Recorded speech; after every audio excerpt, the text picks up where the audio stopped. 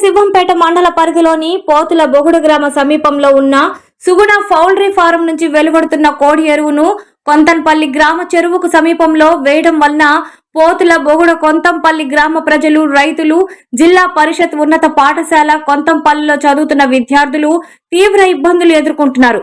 ఆ ఎరువు వలన నీటి కాలుష్యం కలగడం, దుర్వాసన వ్యాపించడం వల్ల గ్రామ ప్రజలు అనారోగ్యానికి గురవుతున్నారని ఆయా గ్రామ ప్రజలు సుగుణ పౌల్ట్రీ ఫారం ముందు ధర్నాకు దిగారు. ఈ కార్యక్రమంలో పోతుల బొగుడ కొంతన్పల్లి గ్రామస్తులు, రైతులు పాల్గొన్నారు.